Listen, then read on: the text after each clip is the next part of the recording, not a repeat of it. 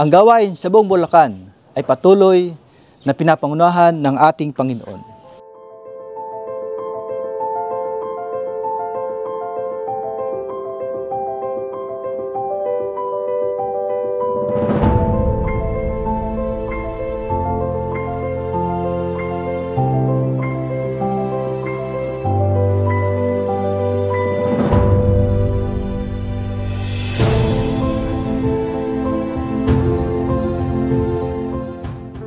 Maligayang pagbati mula sa probinsya ng Bulacan. Ako po si Pastor Ernie Marin, ang Area Chairman ng Area 5. Ang Bulacan ay binubuo ng populasyon na 3,708,890. Ito'y binubuo ng 21 municipalities, 3 cities o syudad at mayroong 569 na mga barangay. According to Adventist Mission, in 697 people, there is 170 Adventists in the province of Bulacan. Ito ay isang malaking hamon, kaya ang mga manggagawa at mga church officers at mga kaanib ay nagkaisa at sumusuporta sa I Will Go Plant a Church 100. Ang buong Bulacan ay binubuo ng mahigit kumulang na 6,238 na mga kaanib. Merong 11 districts, 12 field pastors, 48 organized church, 13 organized company, 11 mission group, 15 church planting site, 4 elementary school.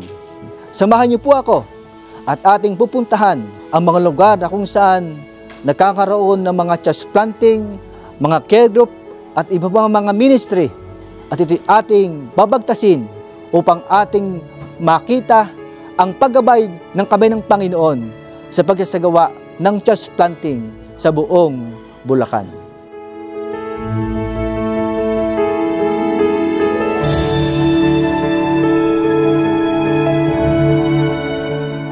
Ako po ay si Pastor Seth Magas, District Pastor ng East Bulacan 3. Unang punta ko po dito sa distritong ito ay 6 na simbahan po ang aking hawak. Pero lumipas po ang ilang mga taon, meron na po ditong 11 organized church na po. At isa po sa ating churches na churches plan ay wala iba kundi po itong lugar na ito. Walang iba kundi ang Kamangyanan. Nag-umpisa lamang ito sa pangarap at panalangin na sa lugar na ito ay makapagtayo ng simbahan. At sa madaling sabi, sa loob po ng 2 taon, nakaroon po tayo ng pangaral at maraming mga kapaydaman ang tumanggap sa ating Panginoon. After po noon ay nakaroon ng mga pagpupulong. Marami silang mga pangarap na makapagtayo ng church building para mapagpulungan nila.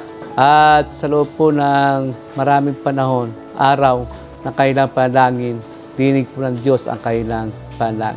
Nagpapadala ang Panginoon ng mga taong tumutulong para maipatayo po ang building. Ilang taon ako naging church pastor. Taon-taon ay hindi bababa sa 50 yung ating nabibinyagan. Pero bakit pagdating po ng ilang taon? Kasi kung ilang taon na ako doon, siguro mga 3 taon, 4 taon. Bakit hindi napupuno ang simbahan?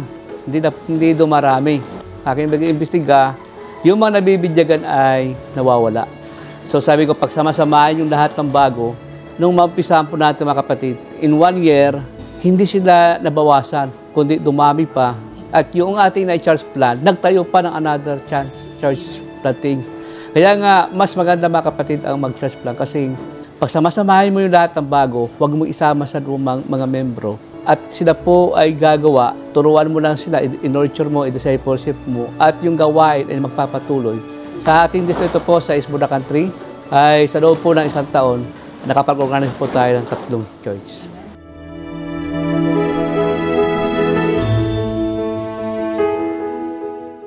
Ako po si John Lloyd Mexico. Ito pong Kamangyanan ay nagsimula noong 2019. Pagkakatanda ko po noon ay meron pong BOY noon. Na-convert po doon yung iba po naming mga friends at kamag-anak. Hanggang tumagal, nagkaroon kami ng isang bahay na inuupahan para makapagsamba kami tuwing Sabado. Pagtagal, bago dumating tong taon na to, 2023, ay nagtaas po ng presyo yung inuupahan namin na bahay. Umabot ng 10,000. Kaya naghanap na kami ng lupa para makapagpatayo ng simbahan. Yung bayarin namin dito sa lupa ay hindi pa namin kompleto. Pero naniniwala kami na gagamit yung Panginoon ng mga tao para matugunan yung pangangailangan dito sa gawain niya. At naniniwala kami na yung sinimulan ng Panginoon ay tatapusin niya din. Bago kami ma-convert, nagkaroon ng BOY dito sa Barangay Kamangayanan. Ayun na nga yung start ng Kamangayanan. At hindi katagalan nagkaroon ng baptism noong November 2019. Pero hindi pa rin kami tumanggap nun sa Panginoon kasi mas gusto pa namin kilalanin yung Panginoon. Lumipas yung isang buwan, December 21, ayun, nagpasya yung pamilya namin na tumanggap sa Panginoon. Ngayon, nasa inyong harapan yung bunga ng gawain dito sa Kamangayanan. At yung masasabi ko lang na impact dito sa buhay ko, masarap yung maabot ng gawain ng Panginoon, pero mas masarap yung makaabot ng iba sa gawain ng Panginoon, sa tulong ng Panginoon.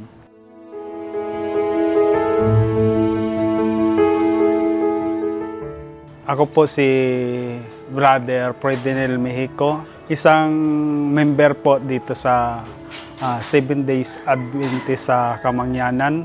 Sa akin po pananampalataya ay patuloy po akong ginaguide ng ating pong Panginoon.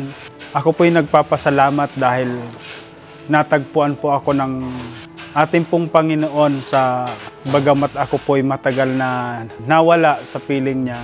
Ako po ay isang born again Christian dati nung ako'y binata pa. Kaya lang parang may hinahanap pa rin talaga ako na katotohanan. Hindi ko po sukat akalain na ako po'y mapapabilang sa isang pananampalataya na ganito na sa 7 Days Adventist. Bilang bago pong member, tunay nga po na napakasaya po na maglingkod sa Panginoon. Kami po'y nagsagawa minsan ng isang medical mission. Sumunod po nun, kami po ay ng massage therapy. Nagturo po sa mga single parents para po mayroon silang mapagkunan kahit papano ng kanilang mga pansuporta doon sa kanilang mga anak. Dagdag income din po ba. Nung Adventist na kami, nagba-Bible study kami sa bahay 2 beses sa 1 linggo. Nag-pray ako nung na sana dumami yung uma-attend. Tuwing magba-Bible study naman kami, nadadagdagan talaga hanggang umabot siya ng nasa 20 siguro. Mga 1 taon kalahati kami nag-Bible study sa bahay. Sana nga, naumpisahan na namin ito ng pagpagawa, naumpisahan na ng Panginoon. Sa panahon na darating, nananampalataya kami na ito'y matatapos sa tulong ng Panginoon.